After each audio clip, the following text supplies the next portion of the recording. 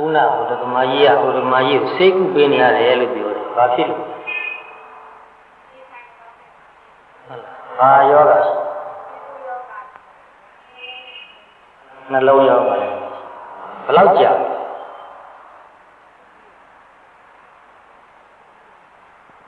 Cháu nghe đâu chứ? Nghe là gì vậy? Sao vậy? Sĩ biển的cháu và biểu biển là gì?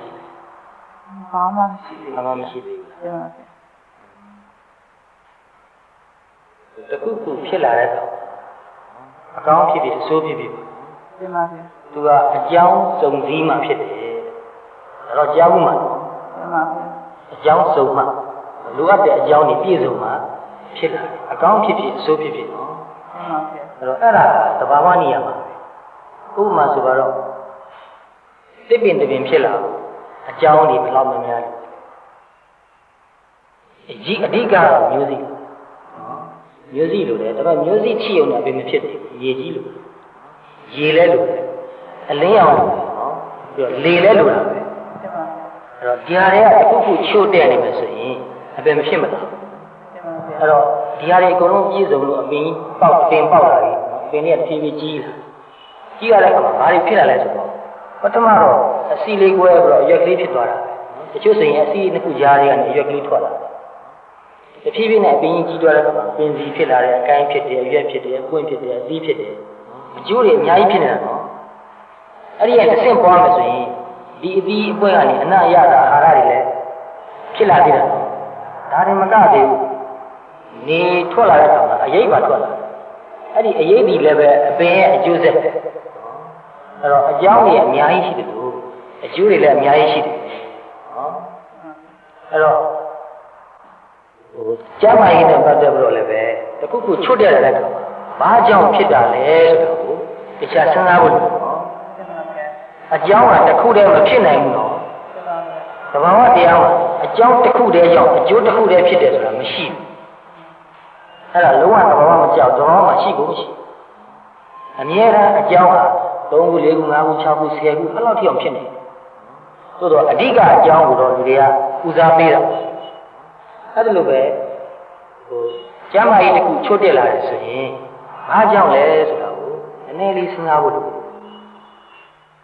အထူးသဖြင့်တွေးတိုးတာတို့နှလုံးရောဂါတို့ဆိုတာဘယ်သူနဲ့အနိစ္စဆုံးဖြစ်တဲ့အကြောင်းရင်းစိတ်နော်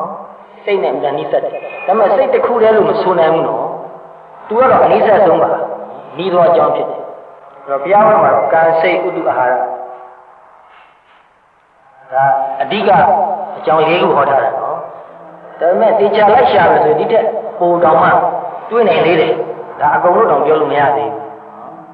အဲ့တော့နေတယ်မကောင်းဖြစ်တဲ့ကကိုယ့်ကိုယ်ပြန်မေးကြည့်ပါငါဘာဒီများလွဲနေတာရှိတယ်အတွင်းကနေစပြီးပြုပြင်ရတာပိုကောင်းတယ်နော်စိတ်ကနေစပြုပြင်မယ်အာဟာရကနေပြုပြင်မယ်အနေထိုင်သွားလာပြုပြင်မယ်ကံဆိုတော့ကုသိုလ်အကုသိုလ်ပြောတာနော်အကုသိုလ်ဖြစ်မဲ့ကိစ္စတွေကိုစိတ်ထဲကတော့မစစားဘဲနဲ့ရှောင်မယ်ကုသိုလ်ကောင်းမှုကိုပြုမယ်အဲ့ဒါလို့စုံအောင်ပြုပြင်လို့ရှိရင်ဉာဏ်ဉာဏ်နေကောင်းတယ်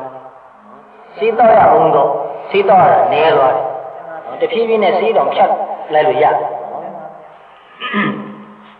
အဲ့တော့ဒီဘုံဘုံကစကားပြောတဲ့အခါမှာဒီနားထောင်တဲ့ပြိဿရဲ့ဘဝထဲမှာဖြစ်နေတာနဲ့ဆက်ဆက်မှုရှိအောင်ပြောခြင်းနော်ဘဝကိုထိထိရောက်နည်းနည်းလေးပဲဖြစ်ဖြစ်အကျိုးပြုမဲ့စကားမျိုးပြောခြင်းအဲ့တော့တရားဟောတာလည်းဝတရားအရမဟောခြင်းဝတရားအရဆိုတော်တော်ပြင်းစရာကောင်းတယ်ဘာမှစိတ်ဝင်စားစရာမရှိကျင့်တတ်မှုလည်းမရဘူးနော်တခုခုကိုဝတရားအရလုပ်ရတယ်ဆိုရင်မကျင့်တတ်တော့ကျင့်တတ်မှုမရဘူးလုပ်ပြီးရင်ပြမန်းသွားတယ်စိတ်ပါလည်းပါလို့ရရင်တော်တော်ကျင့်တတ်မှုရတယ်နော်အဲ့လိုပဲစကားပြောတဲ့အခါမှာလည်းပဲဒီဘုံကပြောတာကမှတော့လေတာကနည်းနည်းမောနေနော်ဒီကတက်လာတာညင်ညင်ဟိုတလောကဖြားထားတော့နည်းနည်းဝိဖြစ်နေတော့နည်းနည်းမောတယ်ဒါပေမဲ့ပြောစိတ်ပါလာအဲ့ဒီမောတာပြောက်သွားအဲ့တော့စိတ်ပါလည်းပါဖြစ်ဘူးတည့်ရေးကြည့်တယ်တို့သူပဲဒကာကြီးတို့ဒကမကြီးတို့တရားနာတာကိုလည်းပဲ ဒီနေ့တော့တို့အိမ်မှာဘုန်းကြီးတစ်ပါးပြင်ထားတယ်မိတ်ဆွေတွေလည်းပဲဖိတ်ထားဝတရားရ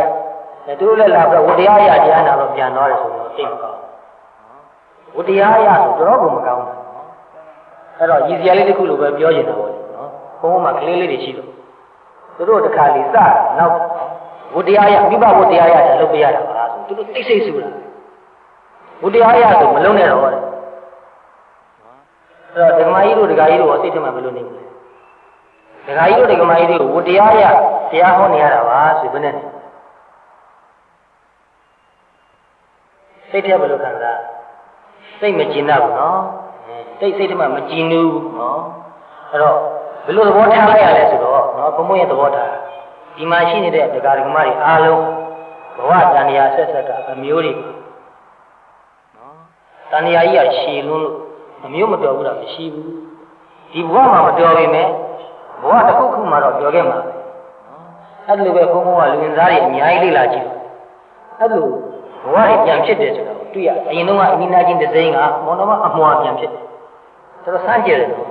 အရင်ကလေလင်မယားဖြစ်ခဲ့တဲ့သူကတူကြီးပြန်ဖြစ်တယ်တော်စမ်းကြည့်တယ်နော်အရင်တော့ကအဖွားကြီးတယောက်ကသိပြီးတော့သူ့မြည်စီမှာတခါသားပြန်ဖြစ်တယ်အရင်ဘဝအဖွားတော့မိန်းမတော့ဒီဘဝမှာယောက်ျားလေးသားဖြစ်သူ့မြည်စီမှာဆိုတော့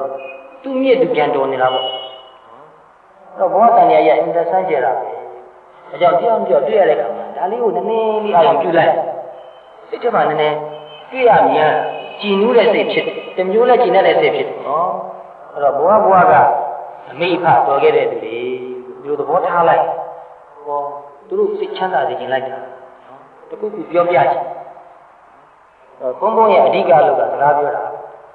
ကိုယ့်အတွက်ကိုဆိုရင်တော့သာဖတ်တယ်ကိုယ့်အကိုတရားထင်တယ်သူများအတွက်ဆိုရင်တော့ပြောပြနားလည်အောင်သဘောပေါက်အဲ့တော့အခုဒီကဒကာကြီးတွေဒီမှာယူလည်းပဲဒီလိုပဲသဘောထားတော့ပြောပြချင်တယ်နော်အဲ့တော့နေတယ်မကောင်းဖြစ်တယ်ဆိုတော့ဒါရင်းများပြောရင်ကောင်းမလဲလို့စဉ်းစား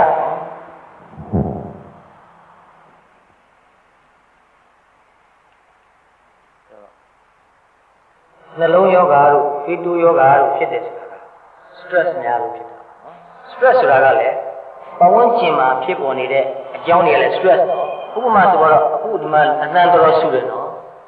အဲ့ဒါလည်း stress အသာဆူခြင်းတွေလည်း stress တစ်ခုပဲဒီဘုံဘုံလို့နေတဲ့နေရာတော်တော့ဘာသာမှသိမကြားရမြို့နဲ့9မိုင်ဝေးတယ်ကားကားနဲ့4မိုင်ဝေးတယ်အနည်းဆုံးရွာနဲ့1မိုင်ခွဲလောက်ဝေးတယ်အနည်းပတ်ဝန်းကျင်မှာလူနေအိမ်ခြေလုံးဝမရှိနေတဲ့ဘုန်းကြီးကျောင်းထဲမှာလည်းဘုန်းကြီးက2ပါးတည်းရှိတယ်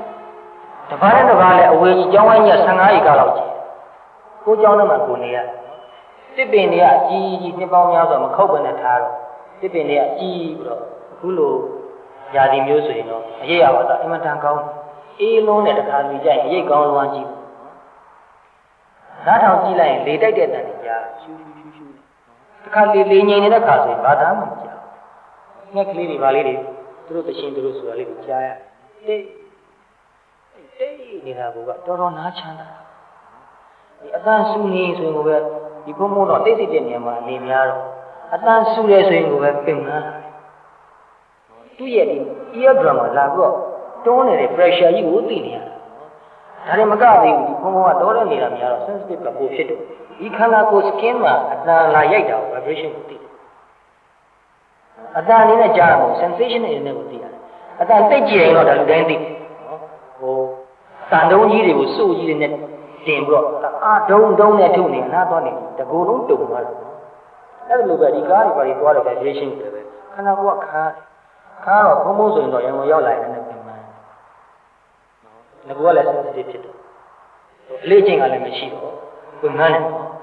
အလေးချင်းများသွားရင်တော့ခန္ဓာကိုယ်ကဒါကိုသိမသိတော့လို့သူ့ရဲ့တန်ချက်ကိုခံရဘူးလားဆိုခံရတယ်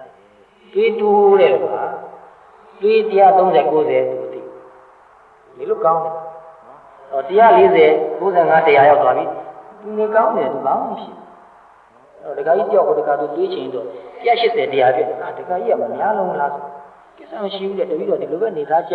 အဲ့ဒါမှကြောက်เสียကောင်းနော်မသိတာကပိုကြောက်เสียကောင်းအဲ့တော့နေသားကြသွားတော့ကိစ္စမရှိဘူးလို့ထ သူ့မျိုးတွေသွားနေ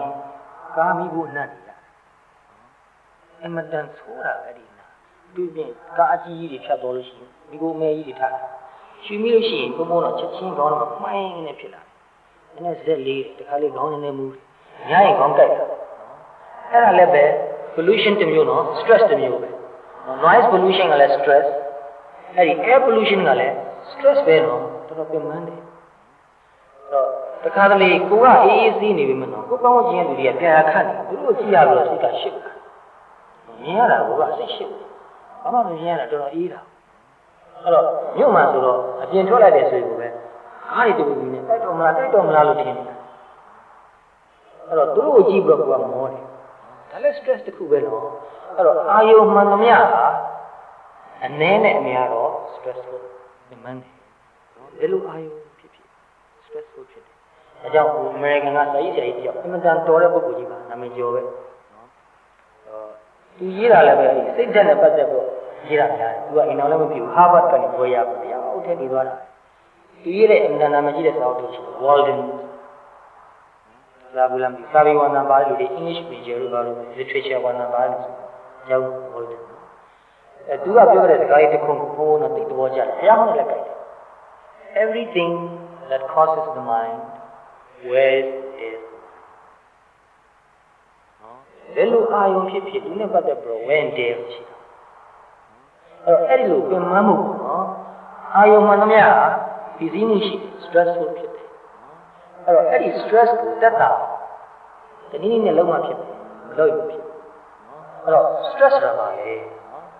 အခုနကဒီကမာကြီးကဟိုတနေ့ကပြောတာတွေအတန်တွင်းထားလိုက်ရင်ကောင်းတာအဲ့တော့ဒီနေ့ဒါပဲပြောလိုက်တော့အထူးအကြောင်းအရာရှာဖို့မလိုတော့ stress ဆိုတာပါလေ stress is any kind of pressure that affects a person in his her ဒီကမာကြီးဆို her daily life ကိုယ့်ရဲ့နေ့စဉ်နေထိုင်သွားလာနေရတဲ့ဘဝတနည်းနည်းနဲ့ကိုယ့်ဘုံမှာ pressure တစ်ခုခုဖြစ်နေရင်အဲ့ဒါ stress This effect may be healthy or unhealthy depending on his reaction to the stress factor. Depending on his reaction. ဒီစကားကြီးပဲအရေးကြီးဆုံးပဲနော်။ပတ်ဝန်းကျင်မှာအကြောင်းမျိုးမျိုးအာရုံမျိုးမျိုးရှိပေမဲ့ကိုယ့်ရဲ့ reaction ပေါ်မှာမူတည်ပြီးတော့ stress ဆိုတာဖြစ်လာတယ်။အဲ့တော့ stress ကအကြောင်းတစ်ခုတည်းမှမူတည်တာမဟုတ်တော့ဘူး။ခုနပြောသလိုပဲနော်။ဘယ်ကိစ္စဖြစ်ဖြစ်တစ်ခုတည်းတော့အကြောင်းကြောင့်ဖြစ်တယ်ဟုတ်ဘူး။ဒါလေးကိုသူက equation လေးရေးထားတာရှိတယ်။ stressor ဆိုတာခုနလိုပေါ့နော်။အတန်ဆူတာတို့ဘာလို့လေလူညဉ့်ညမ်းတာတို့တခြားလည်းပဲလူမှုရေးအိမ်တော်ရေးစီးပွားရေးကိစ္စမျိုးမျိုးတာဝန်တွေကြီးလွန်းလို့စိတ်ဆင်းရတာတို့ဒါလည်းပါတယ်နော်မသိတော့တဲ့အစားစားမိလို့ဒါလည်းပါတယ်အဲ့တော့အဲ့ဒါတွေက stressor တွေနော် stress ကိုဖြစ်စေတဲ့ပြင်ပအကြောင်းနော် stressor ဆိုတာ external ပြင်ပနော် plus individual makeup ဆိုတာတချို့လူတွေကပင်ကိုယ်အားဖြင့်အဆုတ်အားနေဝေးရတာနော်ဆိုတော့ဒီမှာဒေါက်တာတွေလည်းပါနေတော့ဒါတော့အထူးပြောကြရအောင်နော်တချို့လူတွေကဝေးရပါနှလုံးအားနေတယ်ဒီဖြစ်တချို့လူတွေကဝေးရပါ liver အားနေတယ်အသက်အားနေတယ်တချို့လူတွေကဝေးရပါ kidney အားနေတယ်တချို့လူတွေကဝေးရပါ nervous system နည်းနည်းအားနေတယ်အဲ့လိုပဲအဲ့တော့အဲ့လိုဝေးရပါအားနေနေတဲ့အချက်ကိုပဲ individual makeup အကျဉ်းအဖြစ်နားလိုက်တာလေတခြားအကြောင်းတွေရှိplus individual reaction and meaning အဲ့ဒါကအရေးကြီးဆုံးချက်နော် equal to stress ဒါ stress equation ဒီချက်ကိုသိချင်တဲ့သဘောပေါက်ဖို့လိုတယ်အဲ့တော့ individual reaction ဆိုတာကညရတာချင်းတူတူတယောက်ကသိစင်းရဲဆိုတာတယောက်ကဘယ်လိုမှမသိဘူးကြားတာချင်းတူတူတယောက်ကဒေါသဖြစ်တယ်တယောက်ကဘယ်လိုမှမသိဘူးစားတာချင်းတူတူတယောက်ကဝန်းပြက်တယ်ဝန်းကြိုက်တယ်ဘာဖြစ်တယ်ညာဖြစ်တယ်တယောက်ကဘာမှမဖြစ်ဘာဖြစ်လို့သူတို့ individual makeup မတူဘူးအဲ့လိုပဲစိတ်ရဲ့ reaction တူခန္ဓာကိုယ်ရဲ့ reaction တူ and meaning အဲ့ဒါရေးကြည့်တယ်ကိုယ်စိတ်ထဲမှာအတိတ်ပဲရှိတယ်တန်ဖိုးရှိတယ်လို့ကိုယူဆတဲ့အလုပ်တစ်ခုကိုလုပ်နေရရင် stress နေရသွားတယ်ဒီအလုပ်ပဲနော်ဘယ်လောက်နိုင်ကြပဲလို့ဒီအလုပ်ပဲကိုယ်စိတ်ထဲကဒီအလုပ်ကငါ့အတွက်အတိတ်ပဲရှိတယ်တန်ဖိုးရှိတယ် စိတ်ပါလောက်လိုက်လို့ဆိုရင် stress သိနေတယ်နည်းနည်းတော့ရှိမှာနော် stress က0ဖြစ်တယ်ဆိုတော့ဘယ်တော့မှမရှိဒါပေမဲ့သူခံနိုင်တဲ့ level ကိုရောက်တယ်အတိတ်ပဲရှိတဲ့အလုပ်ကိုကိုကလုပ်လိုက်လို့ရှိရင်နည်းနည်းတော့တစ်ခါလေးပင်မနေတယ်မြင်စိတ်ကတော့ရှင်းတတ်တယ်ပြီးတော့ဒီခန္ဓာကိုယ်ပင်မနာနားလိုက်ခဏလေးနဲ့ပြောက်ကိုယ်စိတ်တွေကဒိတ်တယ်မရှိဘူးဒါကြီးငါလုပ်နေတာသူပြောလို့ငါလုပ်ရတာသူငါပြန်မပြောရလို့တို့အဲ့လိုပေါ့တရားကကိုဆွေရမှုဒါပဲဖြစ်ဖြစ်မိသားစုပဲဖြစ်ဖြစ်ပေါ့နော်မသားသမီးနဲ့မိဘတွေလည်းမိဘတွေကသူတို့ကအတင်းကျပ်ခိုင်းလို့လုပ်ရတာအားတော့သိဘာနာမပါအောင်လို့ချင်အဲ့လိုဆိုရင်နည်းနည်းလေးလုပ်ရရင် stress ကအများကြီးဖြစ်တယ်သိပင်မှန်းအဲ့တော့လူဘဝမှာကိုလှုပ်ချင်တာကြီးပဲလုပ်ရတော့ကိုမလှုပ်ချင်တာတွေတခုမှမလုပ်ပဲနေရတယ်လို့ရှိတယ်လှုပ်ချင်တာတွေလည်းလုပ်နေရတယ်မလှုပ်ချင်တာတွေလည်းအများကြီးလုပ်နေရတယ်ဒါဘဝရဲ့သဘာဝဘုကအဲ့လိုဖြစ်နေတယ်နော်ဒါကြောင့်စာရေးဆရာတယောက်ပြောတဲ့စကားလေးတစ်ခုမှတ်ထားပြီးဘယ်သူလဲဆိုတော့မေ့သွားသူကဘယ်လိုပြောလဲဆိုလူဘဝဆိုတာကိုလှုပ်ချင်တာတခုလုပ်ရဖို့ကြီးမလှုပ်ချင်တာတွေအများကြီးလုပ်နေရတယ်လှုပ်ချင်တာလေးတခုလောက်ကိုကြီးမလှုပ်ချင်တာတွေကအများကြီးတိုင်းဝိုင်းပြီးလှုပ်ရတာတော်တော်မှန်တဲ့စကားပဲတော်တော်လည်းလေးနဲ့ပါတယ်အဲ့တော့ကိစ္စတစ်ခုခုနဲ့ဂျုံတဲ့ကိုယ်စိတ်ကိုသိနေတဲ့လူဆိုရင်နော်တစ်ခုခုမြင်လိုက်တာနဲ့ငါစိတ်ကဘယ်လို react လုပ် individual reaction နော်အဲ့ဒီ reaction ကိုသိလိုက်ဖို့ဥဖြားဖြားသိလိုက်ဖို့ reaction ကိုသိလိုက်လို့ရှိရင်အဲ့ဒီ reaction ကနည်းနည်းရောတော့တတိမထားလို့ရှိရင် automatically react လုပ်ရတာဖြစ်တယ်သိပင်မှန်းတာပဲလမ်းသွားအခုကားစီးလိုက်နေတတိတာမထားရင် automatically react လုပ်တယ်မောလာတက်ရှိမှန်းတော့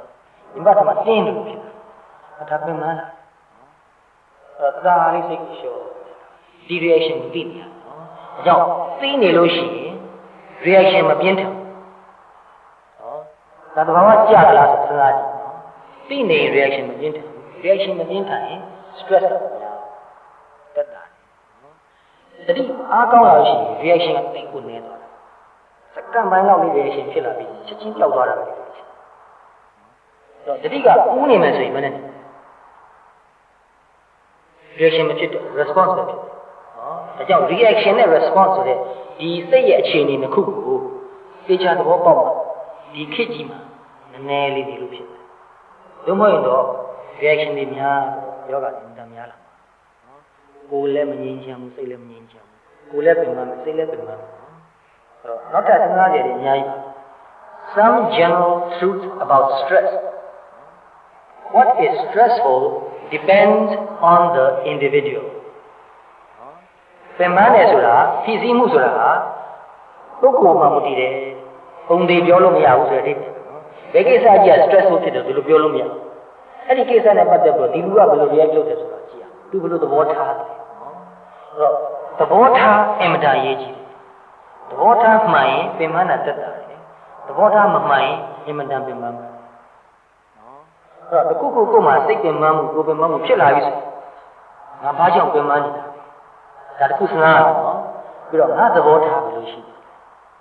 ဘာကြောင့်ပင်မလဲဆိုတာပြောလိုက်အပြင်ဘကိုညှို့ထွားတော့နော်သူ့ကြောင့်ငါပင်မတာဆိုပြီးပြောရတော့ဒါတွေမပြည့်စုံသေးဘူးနော်ပါတော့ပါတယ်နော်မပါဘူးလို့မဆိုလို့သူ့ကြောင့်ဒီကိစ္စကြောင့်ဒီကိစ္စကြောင့်သားကြောင့်သမီးကြောင့်ယောက်ျားကြောင့်မယားကြောင့်အမေကြောင့်အေးကြောင့်အကုန်ပါတယ်သို့တော့ပြန်စဉ်းစားပါလားအဲ့ဒီပုံမှာငါဘယ်လိုသဘောထားငါသဘောထား positive ဖြစ်ရသဘောထားပါအကောင်းကိုမြင်တာဆိုကိုကဆိုးမြင်နေတော့အဲ့ဒါတည်းကပြင်မှန်းတယ် Circumstances have a major bearing on what is stressful ဒီဘေးကပတ်ဝန်းကျင်အခြေအနေဟာ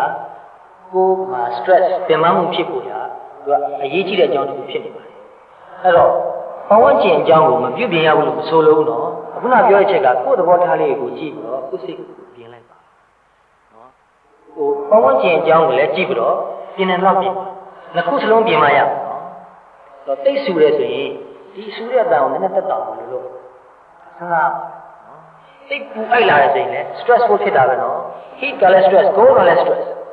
တိတ်ပူလာလို့ stressful ဖြစ်လာရင်အထူးဖြင့်ဒကမာကြီးလို့ဟို heart တို့ဘာလို့ရှိလို့ဆိုရင်တိတ်ပူရင်လည်းပဲမောလာနော်လက်ရှူလို့မကောင်းတော့အဲ့လိုဆိုရင်အေးအောင်နည်းနည်းလို့အောင် aircon ဖွင့်လည်းဖွင့် fan ဖွင့်ရင်လည်းဖွင့်ဘုမင်းအဝတ်ဝတ်ထားတာထူနေဆိုရင်ပါးတဲ့အားနဲ့ပြောင်းပြီးလဲပြီးတော့နေ တခုလုံးမှဖြစ်နော်ကိုတယောက်ယောက်ကြောင့်ကိုမှစိတ်ပင်မဖြစ်တဲ့ဆိုရင်သူ့ကိုနားလဲအောင်ဘယ်လိုပြောရင်ရဒီနဲ့ညှိလို့ရအဲ့တော့နားလဲအောင်ဆိုတာပါတယ်နော်ညှိဖို့ဆိုတာပါတယ်နော်သူ့ကိုအတင်းကြဘယ်လိုခိုင်းရမလဲလို့သွားမစနာနဲ့အဲ့ဒါမရသူ့ကိုငါဖြစ်လာအောင်ဘယ်လို force လုပ်ရမလဲဘယ်လိုအကြက်ကန်ရမလဲဘယ်လိုချင်းချောင်းရမလဲဆို stress ကပုံများလာအဲ့လိုစနာနေတာနဲ့ကိုပဲ stress ကတက်လာတယ်ကြောကြီးကတခါတော့တောက်အဲ့လိုမဟုတ်ဘဲနဲ့သူလည်းစိတ်ချမ်းသာတော့ငါလည်းစိတ်ချမ်းသာသူကဒီပဲငါ့ကိုလိုက်ရောတာလည်းမဖြစ်ဘူးငါကြီးပဲသူ့လိုက်ရောလို့လည်းမဖြစ်ဘူးတို့နှစ်ယောက်နည်းနည်းအပေးအယူလေးနဲ့နော် give and take လေးဘယ်လိုညှိလိုက်ရရင်ပိုကောင်းတယ်အဲ့လိုလေးစဉ်းစားလို့ရှိရင်အဲ့လိုစဉ်းစားရတဲ့ကိုပဲစိတ်ကနည်းနည်းလေးညဉ့်ညမ်းပြီးတော့နည်းနည်းတက်တာမှုရတယ်အဲ့ဒါညံပါသွားတယ်နော်ဟိုဒေါသကြီးနဲ့သူ့ငါ by force ပါလို့ရင်ကောင်းမယ်တို့မဟုတ်ရင်သူ့ကဆဲမယ်ဆိုမယ်ကြွဖြစ်အောင်လုပ်မယ်နေကြမှာနေမကောင်းတော့ဘူးအဲ့ရတဲ့တွားရင်တမင်မစားတော့ကြွဖြစ်အောင်လုပ်လိုက်ပြီနော်အဲ့ဒါမကောင်းဘူးဟောအဲ့လိုမဟုတ်ဘဲနဲ့သူလည်းစိတ်ချမ်းသာတော့ငါလည်းစိတ်ချမ်းသာ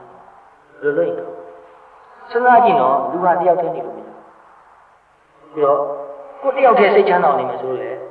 သင်တော့မလွယ်ဘူးဟိုတော့မှာတွားနေတဲ့တွားရနေတဲ့ဘားရနေတဲ့ဘုန်းကြီးတွေတော့ဖြစ်ချင်းဖြစ်မှာ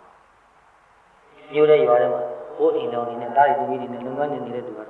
တယောက်တည်းဘယ်လို့မှမဖြစ်နိုင်ဘူးနော်အဲ့တော့ငါရဲ့စိတ်ချမ်းသာမှုကသူ့ရဲ့စိတ်ချမ်းသာမှုမှာလည်းမူတည်ပါတယ်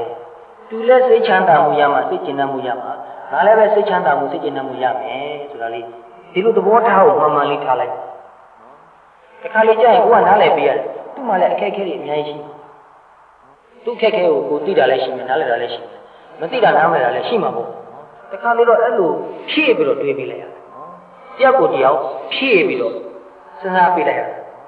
အဲ့လိုဆိုရင်တစ်ဖက်ကလည်းပဲကြာရင်တော့သိလာတယ်ဩသူကငါ့ဘုံမှာတော်တော်လေးဖြည့်ပြီးတော့တွေးတယ်ပါလားနော်ငါ့ကိုတော်တော်ကြီးရတယ်အဲ့လိုလိုစိတ်ကလူရတယ်အဲ့တော့တယောက်ပေါ်တယောက်နော်ဘဝကလည်းပဲဒါတွေကအချိန်မှများစွာတွေ့ခဲ့မှုတဲ့လူတွေကြီးပဲဆိုတော့တော်တော်သိခါမှကောင်းပါတယ်သူကျေစုကိုကျေစုဆိုတာကျင်းကြပါနော်ကျေစုတည်တတ်ပေါ်လဲအများကြီးရေးကြည့်တော့ပတ်ဝန်းကျင်မှာရှိတဲ့လက်ရှိပဲဖြစ်ဖြစ်တက်မဲ့ပဲဖြစ်ဖြစ်ပြုပြင်လို့ရတယ်လို့ပြုပြင်ရမယ်ညှိနှိုင်းလို့ရတယ်ညှိနှိုင်းရမယ် That which is predictable is less stressful ကြိုတင်ပြီးတော့ခမားလို့ရရင်အဲ့ဒါပြန်မမှုတက်တာလေတဲ့နော်ဥပမာဆိုတော့သားသမီးတွေပြင်သွားတယ်အဖေအမေအပြင်သွားမယ်နော်ဘယ်ကိုသွားမယ်ဘယ်အချိန်ပြန်ရောက်လဲအဲ့လိုပြောသွားအိမ်ကနေတဲ့အမေပြေတယ်နည်းနည်းတက်တာဘယ်သွားမှလည်းမသိဘယ်အချိန်ပြန်လာမယ်ဆိုတာလည်းမသိဘူးမတက်တာတော့ဘူးတဆောင်းဆောင်းနဲ့ကိုအမေပြေစိတ်ထဲမှာတော့ပြန်ကျင်တော့တန်ပြီမလားဘူးနော်နိုင်ဝက်လုံသွားပြီပြန်မလာသေးဘူးဆိုတော့လည်းနည်းထက်တယ်တဏှာကြီးလုံသွားပြီမလာသေးဘူးနောက်ထပ် stress ကလည်းတက်တယ်ထက်တယ်ကြားတော့မခံနိုင်တော့စိတ်ထဲမှာတင်းပင်ပန်းနော်အဲ့တော့ကို့မှာအမေပြေကိုရှိတယ်အခုဒီမှာကြီးဆိုပွားရှိတယ်တင်ပေးထားမှာအပြင်သွားရင်ပြောသွားနော်ဘယ်ချိန်လာမယ်ဆိုလည်းပြောဘယ်သူနဲ့သွားတယ်ဘာကိစ္စသွားတယ်နော်အိမ်မှာကျင်းခဲ့တဲ့လူကြီးတွေဆိုတာပူတတ်တယ်ရှေးလူကြီးဆိုတာဘိုးတော်ပူတတ်တယ်အသက်ကြီးလာရင်ဘိုးပူတယ်အဲလူတွေကတော့မသိဘာလို့ပူရမှာတော့ပူစရာမလိုဘူးသူတို့မသိဘူးအဲ့တော့မသိသေးဘူးနော်ဒါဥမာနဲ့ကြိုတင်ပြီးတော့ကိုယ်မှန်းထားလို့ရရင်ပင်မမှုတက်တာမနက်ပိုင်းဘာဖြစ်မယ်နောက်လာကျရင်ဘာဖြစ်မယ်နောက်နေ့ကျရင်ဘာဖြစ်မယ်ကိုယ်လုပ်ငန်းနဲ့ပတ်သက်တဲ့လုပ်ငန်းအခြေအနေဘယ်လိုရှိဒီလိုသိလို့ရှိရင်လည်းတက်တာဒါပေမဲ့ဒီခေတ် unpredictable ဆိုတာတွေကများပါတယ်နော်ကိုယ်အိမ်တော်နဲ့ကိုမိသားစုနဲ့ပတ်သက်တာတချို့ကတော့ပြောရင်ရမှာပေါ့နော်ပတ်ဝန်းကျင်အခြေအနေခေတ်အခြေအနေစီးပွားရေးအခြေအနေတွေကတော့ပြုတင်ခါမှမဟုတ်အတန်ခက်တယ်နော်လုပ်ငန်းတစ်ခုလုပ်ထားတဲ့ဆိုရင်နောက်နေ့ဘာဖြစ်မလဲဆိုတော့ပြောလို့မလွယ်ဘူး risk ရှိနေတယ်အဲ့ဒီ risk ရှိတဲ့အတွက်ကြောင့်ပဲပင်ပန်းနေတယ်တန်းနိုင်တဲ့လောက်ကြိုတင်ပြီးတော့မှန်းနိုင်တဲ့ဉာဏ်ရှိရင်လည်းကောင်းတယ်နော်ဘုံဘုံလို့ဆိုလဲဒါကိုတော်တော်လေးလေ့လာဦးစားပေးရတယ်ကိုကအခြေအနေတွေကို data တွေရအောင်အများကြီးရှာဘာကိစ္စဖြစ်ဖြစ်နော်ဒီမှာပတ်သက်တဲ့အချက်လက်တွေကိုအများကြီးစုံစမ်းပြီးတော့ရှေ့ဘာဖြစ်မလဲနည်းနည်းလေးကြိုမှန်းပြီးတော့ကြိုတင်ပြင်ဆင်ထားလိုက်နော်ကိုယ်စိတ်ကိုကိုပြင်ရင်လည်းပြင်ရတယ်တခြားလှုပ်ထားတဲ့ကလေးလည်းလှုပ်ထားလိုက်ရတယ်အဲ့တော့တတိနဲ့ဉာဏ်နဲ့နေလို့ဆိုရင်တော့နည်းနည်းလေးပို့ပြီးတော့မှန်းလို့ရတယ်အဓိကတတိနဲ့ဉာဏ်ရှိစိတ်တည်ငြိမ်မှုအေးချမ်းမှုရှိတယ်တမာတိရှိရလို့ဆိုရင်အနာဂတ်ကိုနည်းနည်းလေးကြိုပြီးတော့ဘာဖြစ်တော့မယ်နော်အဲ့တော့ကိုယ်ကိုယ်ဒါတွေ့လည်းပြင်တင်တယ်လေးပြင်ပြီးတော့ ကိုနဲ့နိစ္စတဲ့လူတွေပြောလို့ဆိုလို့နားလည်းပဲလို့ဆိုရင်ပြောထားဘယ်လိုဖြစ်နိုင်တယ်နော်ဒါတွေကြိုတင်လုပ်တာဖြစ်ခါမှအမလေးဘာလေးမတတ်ကြအမျောမြင်ရှိဖို့အများလိုတယ်နော်အဲ့တော့အမျောမြင်ရှိတဲ့လူက stress တက်တာအမျောမြင်မရှိရင် stress ကပုံများတယ်စိတ်ပင်မမှုပုံမှန်ဖြစ်စည်းမှုအများတယ်အဲ့လိုဆိုဘာဖြစ်လဲပင်မတော့အိတ်မပြောစားမှုနှလုံးရောဂါတွေးရောဂါအမျိုးမျိုးဖြစ်တယ် The ability to control situations can minimize stress ဖြစ်လာမဲ့အခြေအနေကိုကိုကအတိုင်းအတာတစ်ခုထိနည်းနည်းလေးထိန်းလို့ရတယ်ဆိုရင်နည်းနည်းတက်ဖြစ်လာမဲ့အခြေအနေကကိုကဘာမှမတတ်နိုင်ဘူးဆိုကိုပင်မဒါကြောင့်ကိုသားသမီးနဲ့ပတ်သက်တာဖြစ်ဖြစ်ပေါ့နော်သူတို့ဘဝမှာဘယ်လိုဖြစ်လာအောင်ဆိုတော့ကိုကမျှော်လင့်ချက်ထားရင်သူတို့နားလည်အောင်ပြောပြတော့ကိုယ်စကားကိုသူတို့သဘောပေါက်လို့ရှိရင်ကိုကနည်းနည်းအစီအစဉ်လုပ်ထားတဲ့အတိုင်းသူတို့လိုက်နာပြီးလုပ်ကြမှာဆိုရင်ကိုမှ stress တက်တာ control ဆိုတာက complete control ပဲဖြစ်တယ်။လည်းလုံးပြ control ဆိုတာတော့မရှိဘူးမရှိ control မရှိလို့လည်းပဲဘုရားဘာသာတရားမှာအနတ္တလို့ခေါ်တော့နော် out of control ဆိုလို့ဘာမှလုပ်ဖို့မလိုတော့ဘူးလို့ဒီလိုမဆိုလို့နော်အကြောင်းခိုင်လို့ရင်တော့ဖြစ်မယ်ဖြစ်ချင်တိုင်းဖြစ်လို့မရဘူးဒါဘုရားဘာသာတရားအခြေခံသဘောအနတ္တရဲ့အကြောင်းလုံလောက်ရင်တော့ဖြစ်မယ်ဖြစ်ချင်တိုင်းတောင်းတလိုက်တိုင်းအလိုလျောက်ဖြစ်မှာအဲ့ဒီအလိုလျောက်မဖြစ်ဖြစ်ချင်တိုင်းဖြစ်လို့မရတာကိုအနတ္တအဲ့တော့ကိုကအကြောင်းလုံလောက်အောင်ကြိုတင်ပြင်ဆင်ထားရလုပ်ထားရအဲ့လိုဆိုရင်တော့ partially control ဖြစ်တယ်စိတ်တည်းတာ control ရတယ်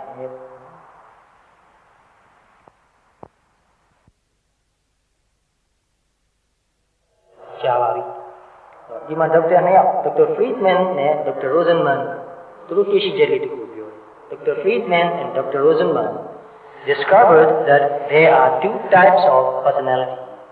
သူတို့ကတော့ two types ခွဲတယ်နော် personality ခွဲဖို့အမျိုးမျိုးရှိတယ်9ခုခွဲထားတာတွေ့တယ်10ခုခွဲထားတာလည်းတွေ့တယ်နော်ဘုရားဘာသာတရားမှာတော့6မျိုးအကျဉ်းအပြင်ခွဲထားတာရှိလောဘစိတ်ဒေါသစိတ်မောဟစိတ်နော်တရားစိတ်ဗုဒ္ဓစိတ်ဝိတ္တစိတ်6မျိုးခွဲထားတာရှိတော့ဒီမှာကတော့သူပြောခြင်းတဲ့အကြောင်းအရာနဲ့ပတ်သက်ပြီးသူကအကျဉ်းစားနှမျိုးခွဲတယ်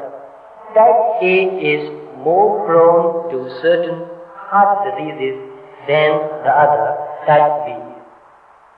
Type A နဲ့ Type B က Type A က heart yoga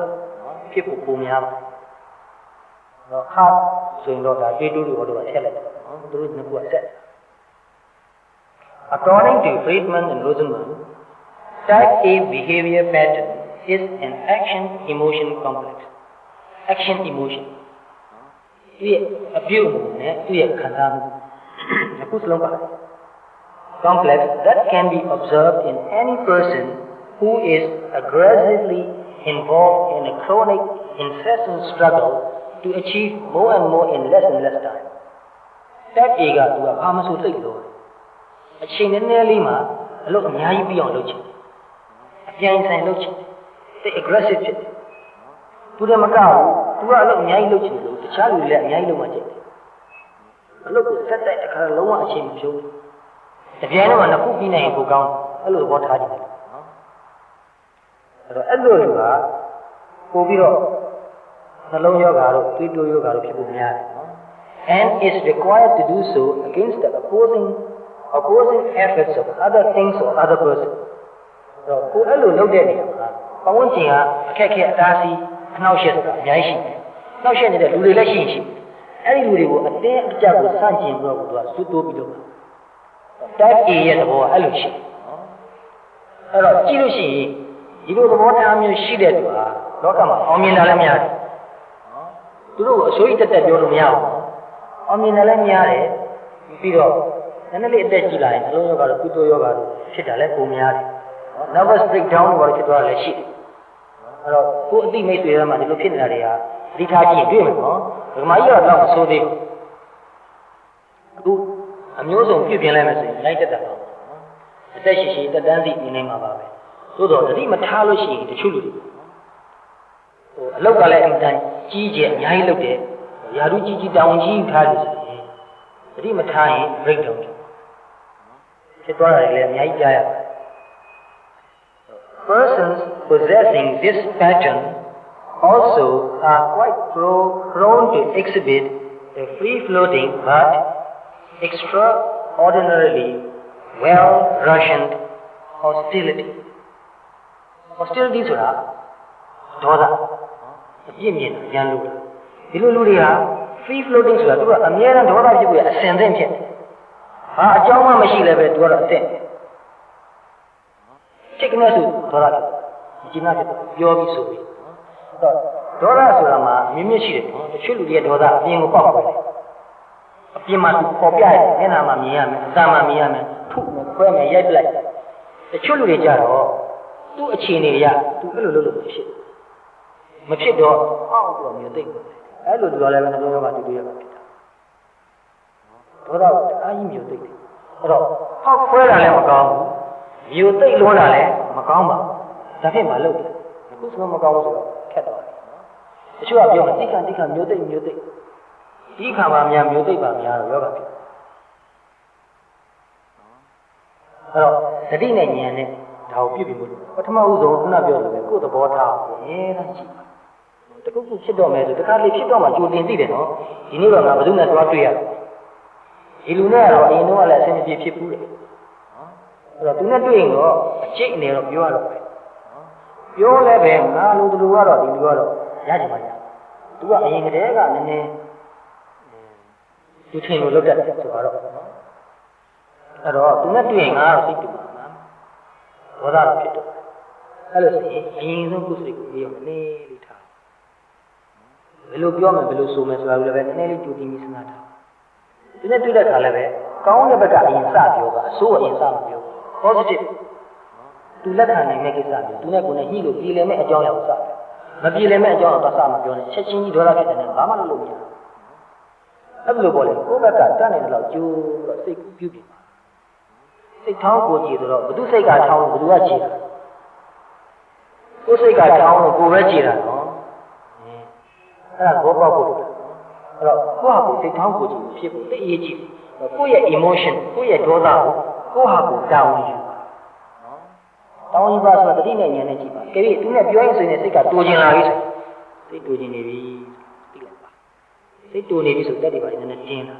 ရင်ခုန်တာနည်းနည်းများနော်အသက်ရှူတာမှမှန်ဘူးမျက်နှာတွေပါနည်းနည်းနေလာတယ်ပူလာတယ်ချွေးနည်းနည်းထွက်အဲ့လိုဆိုရင်သိနေအဲ့တော့နည်းနည်းစိတ်တိုးအဲ့တော့တချို့ကိစ္စတွေဆိုရင်ဒီမိသားစုကဘာလို့ဆိုရင်တော့ဒါဖုံးလို့လည်းမရဘူးခံလို့လည်းမရဘူးဆိုတော့ပြောပြလိုက်ပြီဒီကိစ္စတော့ငါတော့နည်းနည်းသဘောမကျဘူးအဲ့တော့စိတ်ကအဲ့လိုနည်းနည်းလေးပြောလိုက်လို့ရှိရင်နည်းနည်းလေးတက်တာရတယ်ကိုကတော့ stress ကိုဝန်ခံလိုက်ခြင်းဒီလည်းပဲ stress ကိုရော့တယ်ကိုကိုကလည်းဝန်ခံဖို့ကောင်းကောင်းကြည့်လည်းဝန်ခံဖို့လိုပါတယ်အဲ့တော့မိသားစုဆိုရင်တော့ဒါလို့ဖြစ်ပါတယ်The type A person has difficulty relaxing. Relax လုပ်တယ်ဆိုတာ short. ခန္ဓာကိုယ် short တာစိတ်ကို short တာ relax လုပ်တာလူတော်များတော်တဲ့ချင်းများနဖူးဆိုရင်ကြောက်နေတတ်တယ်။မျိုးလုံးဆိုလည်းမျိုးလုံးသားကမဆော့သေးတာတင်းနေဒီမှာ line တွေထားတာတချို့ဆိုအသက်ငယ်ငယ်နဲ့လူ line ကြီးတွေအများကြီးဖြစ်လာတယ်ဒီမှန်ကြဘုံဘုံနဲ့ကြောင်းနေတဲ့တငယ်ကြီးတွေဆိုပြန်မှန်ကြသူတို့မှ line တွေအများကြီးဖြစ်လာတွေ့ရတယ်နှာခေါင်းဆိုလည်းပဲ tension များလို့ relax လုပ်လို့မရဘူးနှာခေါင်းကိုပါကာလို့နော်အဲ့ဒါတွန်းထားတယ်တင်းထားတယ်သူများပြောတာလားထောင်နေတော့မှသူကအဲ့လိုစိတ်ကို short လုပ်တယ်နော်သူ့အမူအရာနည်းနည်းလေးတင်းတယ်မသိမသာလေးတင်းတယ်တချို့ဆိုရင်တိတိတသာကြီးကိုတင်းတယ်နော်အဲ့တော့ကိုယ်စိတ်ကိုကိုယ်မျက်နှာကိုပြန်အာရုံပြုကြည့်ငါနဲ့ခွေးများရှုံထားတယ်ညမှောင်ကျုပ်ဒီလို line ကြီးတွေဖြစ်နေနော်ဘုံဘောကတော့ဖြစ်အောင်လုပ်လို့မရအဲ့တော့ဒီလိုလုပ်ထားရင်ရှော့ငါမျိုးလုံးကလူတော်ထက်ပိုပြီးတော့ဒီလိုမျက်လုံးကြီးကိုကျင်းပြီးတော့ကြည့်နေတာနော်တချို့လူတွေကအဲ့လိုကြည့်တယ်မျက်လုံးဒီလိုကျင်းပြီးတော့ကြည့်သိပင်မလားအသာလေးထားလိုက်ဆွတ်ချတာသူ့ကိုညံတော့ကိုအဲ့လိုပြီးတော့ငါနှခမ်းအောင်ဒီလိုတင်းထားပြီးတော့ရှာကိုတိထားစိတ်ထဲမှာတစ်ခုတင်းလာအဲ့ဒီရှာအကောင်ကိုသွားထောက်ရှာကြီးကတင်းတင်းကြီးဒီနေရာမှာလည်းတင်းလေချောင်းကိုလေချောင်းပွားရင်ပြီးငါလေချောင်းကတင်းတင်းကြီးဖြစ်တယ် တင်းတာသိကြတယ်ချို့ကတင်းမှမသိတော့အကြာကြီးအာရုံပြုလို့ရှော့ချတယ်ရှော့လို့ရသွားမှသိတယ်ခုနတင်းတာရေတော့ခါခဲ့တခါလေးနားတော့နားပါမှလည်းဒီပါမှကြောဒီနှစ်ခုကမှဆိုရင်ဒီပါကမှဆိုရင်ဒီခုတ်ကမှဆိုရင်ဒီသုံးခု tense triad triad ဆိုတာဗာတဲ့သုံးခုပါနော်တင်းနေတဲ့သုံးခုလူရင်းပြောရင်ဒီတင်းတာတွေအများကြီးပါဒီလိုလုံးပါပခုံးနေလည်းလူပဲတချို့တော့ပခုံးနေတယ်လေးမြောက်ပခုံးကြီးချီထားတယ်စိတ်ကတင်းတယ်ကားစီးနေတော့မှပခုံးကြီးမြောက်ကားမောင်းနေလို့ပခုံးကြီးမြောက်စာရေးနေလို့ပဲလက်ကရေးတာသူ့တကူလုံးကတက်ဆိုင်နော်တကူလုံးကိုလျှော့တာတော့လက်ကလို့စကားပြောလဲလို့တကူလုံးကိုလျှော့တာလက်ကပြောစာကြည့်ရမယ်ဆိုလဲတကူလုံးလျှော့တာမျက်လုံးကအသားလေးကြည့်လို့ရတော့ဒီဝေးမှာထားပြီးသားအမြဲတမ်းကိုယ့်ကို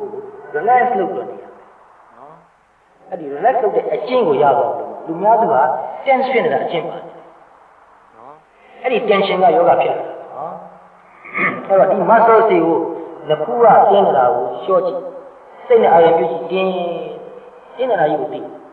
ဒါလေးလျှော့ကြည့်အတင်းကြီးလျှော့ဖို့မကြိုးစားဘူးအတင်းကြီးလျှော့ဖို့ကြိုးစားရင်ဘာဖြစ်မလဲအဲ့ဒီအတင်းကြီးလို့တဲ့စိတ်ကတင်းအဲ့ဒါမဖြစ်ဘူးနော်စိတ်ကိုကဒါလေးလျှော့ထားတော့ဘူးအာရုံပြုကြည့်တင်းနေတယ်ဆိုတာရောက်တော့ပဲလျှော့အများကြီးမလျှော့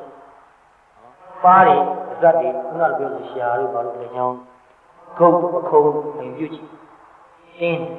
ဘယ်သူမှဆိုတင်းပါဘုံဘုံနဲ့တင်းတာအာရုံပြုကြည့်တင်းနေနေလို့ရှိအဲ့တော့ type A personality has difficulty relaxing ဆိုတော့သူလေ့ကျင့်လို့ရင်တော့ရတယ်နော်နည်းနည်းတော့အခက်ခဲရှိတယ်သူကငကိုတွေကတင်းတယ်react hurriedly to situations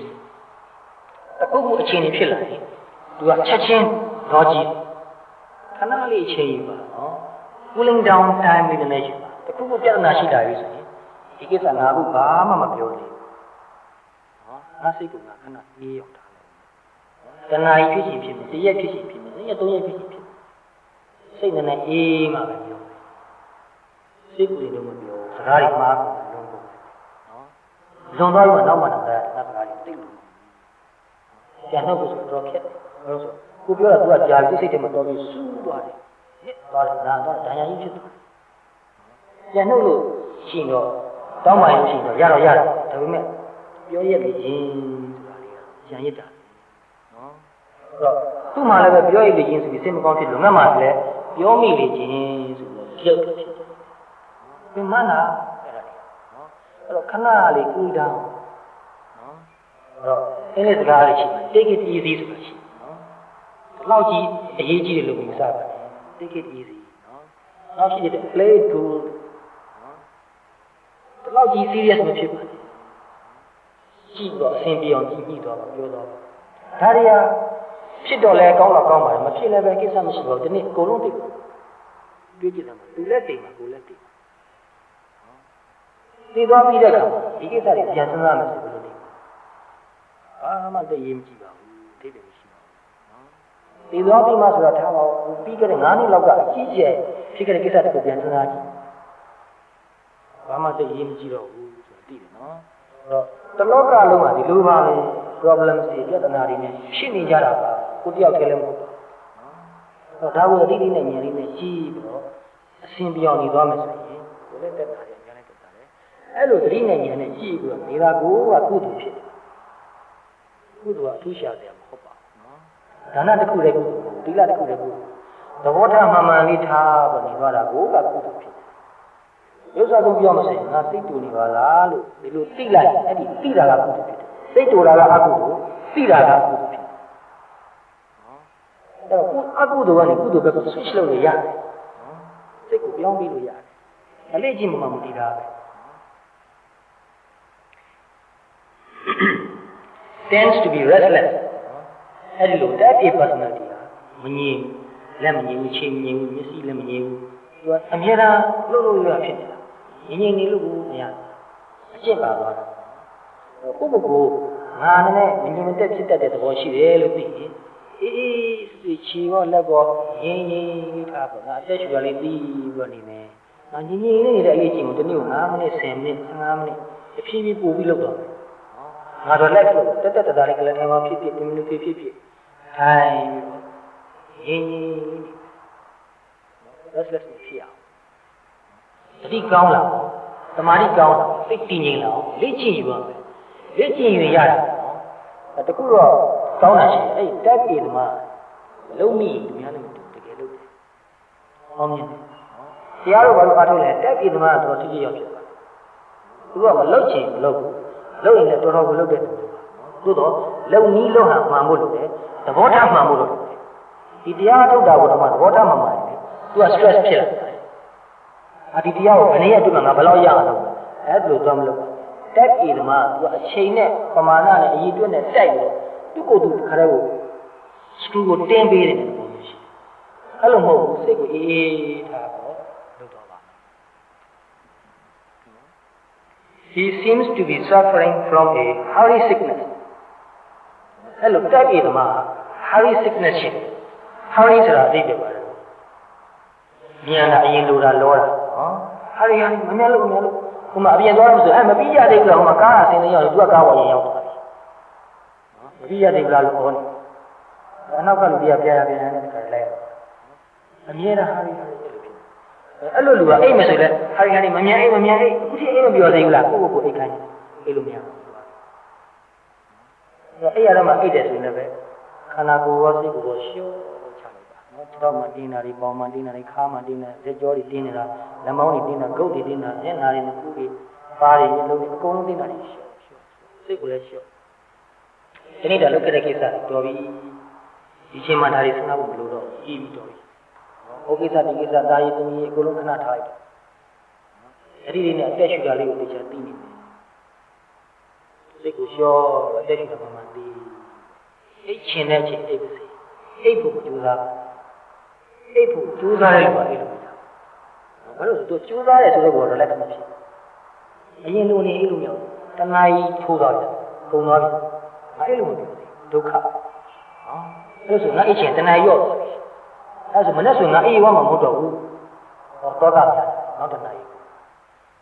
အိတ်လို့မရသေးဘူးဟောအိတ်ချင်တဏှာကြီးထပ်ရော့သွားတယ်ဒီတဲလာဆိုရင်တော့မနှက်ပါမှာလို့ရမှာဒီမနေတော့မသေးကြတယ်အဲ့ဒါဘုရားသိရင်ဆရာကြီးဖြစ်ထူအောင်များများအေးစီးပလင်းယူအေးစီးပြီးနှလုံးသုံးလုံးလောက်ပတ်သက်တဲ့ထည့်မြန်တော့ပြီးလိုက်အေးစီးသွားကြာတော့ပိုဆိုးလာတယ်အေးစီးကကြာလီတူးတမျိုးပြီးပြောင်းအဲ့တော့ဒီရန်ကုန်မှာပဲဒီလိုပဲခန္ဓာကိုယ်ရောစိတ်ကိုယ်ရောရှော့အတက်မှရှူရင်းဘာအေးစီးမှတောက်ကြမလို့အေးစီးပြတ်အိပ်ပျော်သွားတယ်ဟိုတနေ့ကတော့လာသေးတယ်ဒီခါကြီးကအေးစီးတောက်ရသေးလားဆိုတော့မတောက်ရတော့နှစ်ကျအရင်တော့အပြည့်အစုံအေးတောက်နေရတယ်။ပုံနဲ့ကြောင်းနေပဲတကယ်ရေးကျုပ်ဆိုတဲ့တက်တယ်မှာဘုကြီးဒုဘဝင်ကြီးတောင်ဖြစ်နေကြတယ်။ဘလောက်ဒေါသရှိလဲဆိုရင်တယ်လီဖုန်းဆက်ပြီးအောက်ချပြီးအနားရှိတော့လက်ကြီးနဲ့ထိုးကြောက်နေတယ်။ဒေါသလား။အမြဲတမ်းပေါက်ကွဲနေသူ့မမဆိုအနားမသွားရဲဘူး။သူ့ခန္ဓာကိုယ်ကြီးကတခါတည်းကိုအတမ်းမီနေတယ်လို့ပဲဒေါသဖြစ်တယ်။အခုသူတို့လည်းဒီလိုပဲအတိနဲ့နေတယ်ကိုယ်စိတ်ကိုသိတယ်ကိုယ်ခန္ဓာကိုယ်မှာဖြစ်တာကိုသိတယ်။ကိုယ်စိတ်နဲ့ကိုယ်ခန္ဓာကိုယ်ကိုပြန်သိတာနော်။ဒါအရေးကြီးဆုံးလို့စိတ်ရဲ့ reaction ခန္ဓာကိုယ်ရဲ့ reaction ဒါကိုသိနေတော့ reaction နေတော့လူကနည်းနည်း relax ဖြစ်နော်ကာပူအေးလာငြိမ်လာအဲ့ဒါတက်တာနော်ဘုရားကလာတော့မေးတယ်ဒါကြီးကသာသမီဘယ်နှယောက်ရှိပြီလဲ3ယောက်ရှိတယ်သာသမီနဲ့စကားပြောချင်ရရဲ့သူကတောင်းတန်ကြည့်တောင်းက2ထားလိုက်တာသူကအလုပ်ကအတန်လုပ်တယ်တိုက်ပြည်မှာလုပ်သိလို့အသက်ငယ်နဲ့ရာထူးကလည်းကြီးရောက်တယ်သားသမီးနဲ့စကားပြောဖို့အချိန်ရရလားအခုတော့ရဒီပဲရပါအရင်တော့မရဘူးတရားအမထုတ်တော့မှမရတရားထုတ်သားသမီးနဲ့စကားပြောဖို့အချိန်ရအခုတော့အချိန်ကဘယ်လိုလုပ်ရလာလို့လို့မေးတော့အရင်တော့ကတပည့်တော်ကအေးရတဲ့ရောက်တဲ့အထိအလုပ်ကြောင်းကိုစဉ်းစားတယ်အခုတော့အလုပ်တစ်ခုဒီဌာနကိုရောက်တယ်အေးစေးပြောတယ်ဆိုတော့ပြောပြီးဖြတ်လိုက်ပြီကိုပဲလှည့်တယ်လည်းဒီလိုကကောင်းတော့ရှိပြောပြီးတော့နောက်တော့တစ်ခုရောက်တယ်သူကလိုက်စစ်ဆေးရတာမရတာလိုက်ကြည့်တယ်စစ်ဆေးတယ်ဘယ်လိုလိုအပ်တာတွေပြောပြတယ် သူ့လူကြီးအထက်ကလူကြီးကသူ့ကိုပြောနေတယ်ပဲနားထောင်တယ်။ပေါ်ရင်တော့လည်းခါရင်တော့အော်လာတော့ငေါ့တော့ခိုင်းနေသူကပောက်တယ်။အခုတော့အော်လာငေါ့တာခါရတယ်သူကတော့ပြီး never mind နော်သူ play it cool ဖြစ်သွားတယ်။သူဘလောက်ပြောငါတော့ပြီးငါလုံးလုံးလုံးနေတော့ထားလိုက်အဲ့လိုနေတော့ပြောတာဆိုတော့နားထောင်ရေးမှပြီးတော့ဖတ်သွားပြီအဲ့ဒါပြီးသွားပြီကောင်းလို့ရှိစေမလာဘူးနော်ဘုံတို့ကြည့်ရအများကြီးတထုပ်ပြီးတထုပ်ထပ်ပါစေဘူးဒီနေရာမှာဒါပြောပြီးဒီနေရာထားခဲ့တာအဲ့တော့တပည့်တော်ကရုံကနေအိမ်ပြန်လာရင်ရုံကိစ္စဖြစ်ပါအဲဒီမိတွေစာချက်တယ်လည်းအနားထိုင်ကြည့်လို့ရတယ်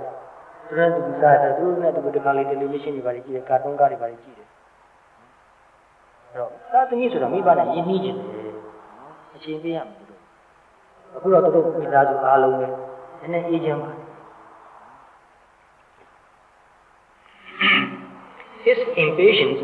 especially with people around him who are a little slower, ဒီတက်ပြီးမှသူကအမှန်တန်ထွက်အဲ့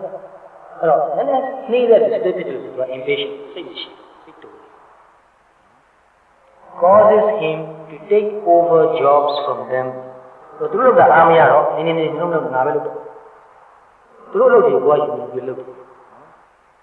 and to do things for rather than with people လူတွေနဲ့တောင်းဝေမျှပြီးတော့လုပ်ရမယ်စားသူကကြီးအားလုံးအတွက်ကိုကျိန်းသိမ်းကျုံတော့လုပ်တယ်နော်သူကဘုံလေးယူလိုက်ငါးကြီးတယောက်တည်းလုပ်နေတယ်နော်သူတို့ခိုင်းမလားခိုင်းရင်စိတ်ချရတာမှမဟုတ်တာပဲ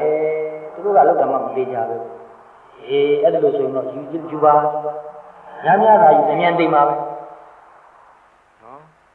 အဲ့တော့ကိုယ့်ကိုယ်တနာဟိုအသက်ရှိရှိကျန်းကျန်းမှာနေရဖို့ကြီးစဉ်းစားပါဦးနော်အလုပ်လုပ်တာတော့ကောင်းပါဒါပေမဲ့ညာလုံးသွားရင်တော့မကောင်းပါဘူးနော်ကိုယ်ခန္ဓာကိုယ်နဲ့ကိုယ်စိတ်ကသူ့ရဲ့အတိုင်းတာလေးရှိပါတယ်သူ့ကိုလည်းတနာဖို့လိုပါတယ်ကိုယ်ခန္ဓာကိုယ်လည်းကြည့်ကြည့်စိတ်ကိုမကောင်းကိုယ်စိတ်ကိုလည်းကိုယ်ကြည့်ကြည့်စိတ်ကိုမကောင်းမနိုင်ဝန်ကြီးကိုမထမ်းပါဘူးနိုင်တဲ့လောက်ထမ်းပါဘုံလည်းအလုပ်လုပ်တာကိုကြိုက်ဘူးငယ်လေးကအလုပ်သိလုပ်တယ်ပြောရမယ်ဆိုရင်ဘုံရှစ်တန်းကလေးပြေးသေးသွားကိုယ်အလုပ်ကိုလုပ်ရင်လည်းကိုယ်ကြောင်း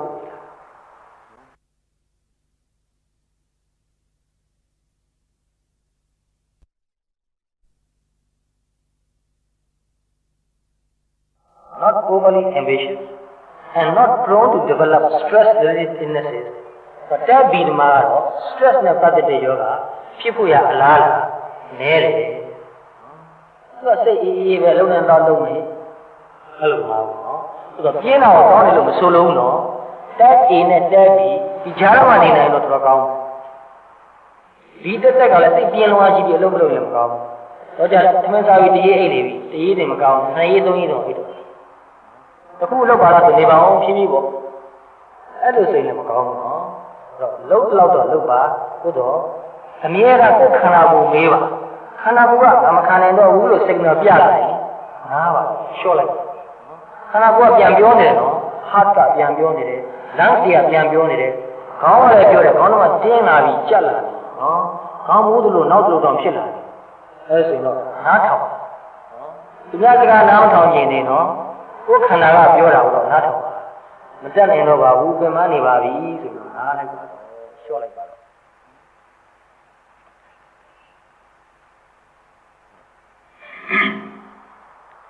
mental attitude ဆိုတာလေးလဲနားလည်ထားဖို့သိထားဖို့အင်တန်သင့် the person's beliefs and the meaning he attaches to the three major sources of stress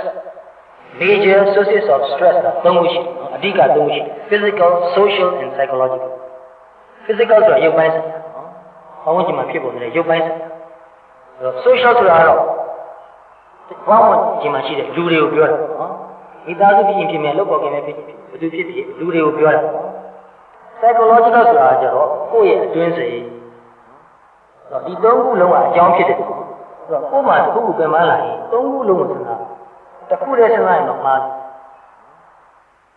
contribute to the stress level as well. A person who goes through life believing in self-perfection is bound to end up frustrated and pressured. The chua say a concept. Nanneli ma ting sound now, long and lemka. Daily yellow she, တာလို့လက်တာလေးကလည်းခုမထိဘူးမရအဲ့လောက်ထိအောင်သိကြတဲ့လူရှိမထိတာမြင်ပြန်ထည့်အဲ့လောက်ထိအောင်သိကြတယ် perfectionist နော်ဘာမဆိုလို့ရင်သူကတိတိကျကျတည်တည်တတ်တတ်ဖြစ်မှကြိုက်တယ်သိကောင်းတာအဲ့ဒီဇယိုက်ကြီးအမှန်ကောင်းတယ်ဒါပေမဲ့ तू ကအကောင်းကျက်လုံးအားကြီးတော့နည်းနည်းလေးချွေးနေတယ်တတိယအဲ့ဒါဆိုတော့ကောင်းအောင်လုပ်ချင်တာအကောင်းကြိုက်တာတော့ကောင်းပါရဲ့ဒါပေမဲ့သူတစ်ပါးရဲ့ချွေးချက်နည်းနည်းလေးမှသိမခံနိုင်ဘူးကိုယ့်ကိုယ်လည်းပဲလုပ်ပြီးလို့တခုလုပ်တာကိုနည်းနည်းလေးချွေးရင်တော့ရှိကိုယ့်ကိုယ်ကိုပြစ်မခံနိုင်ဘူးငါလုပ်တာနည်းနည်းလွယ်သွားအဲ့ဒါအသားမအိပ်ဘူးဖြစ်တယ်အဲ့လိုလူဟာယောဂအများကြီးဖြစ်တယ်He strives very hard to be what he believes he should be. သူ့ကိုယ်သူတစ်ခုခုမှန်းထားတယ်။ငါအသက်40ကျရင်ပါဖြစ်ရမယ်။45ကျရင်ပါဖြစ်ရမယ်။အဲ့လိုမှန်းထားပြီးအဲ့ဒါကိုအတင်းလုပ်တော့တာပဲ။အဲ့လိုပဲမိတ်ဆွေဆရာဝန်တယောက်ဘွဲတော်နေပါလေသူအများကြီးလိုချင်တယ်။အသက်ဘယ်လောက်ကျရင်ဘယ်လိုဖြစ်ရမယ်ဆိုသူကြိုးစားတယ်။ဖြစ်လာတဲ့သူကိုယ်တိုင်နှလုံးရောဂါပါလို့ဖြစ်တယ်နော်။မိတ်ဆွေထဲမှာနော်အသက်30ကျော်မှာဟာတတိုက်နဲ့တူတယ်30ကျော်မှပါလို့ဖြစ်ပြီးဂျပန်ပေါ်ရတယ်30ကျော်မှပဲအဲ့ဒါပေါ့သိပရက်လို့ကကြည့်တယ်အသေးလေးကျူတာသိတဲ့ကမှ second ညာဒီကတော့တကယ်တော့သူ first ရတယ်အဲ့လောက်ထိအောင်သိကြီးတယ်နော်သူ first ရလို့ချင်တာ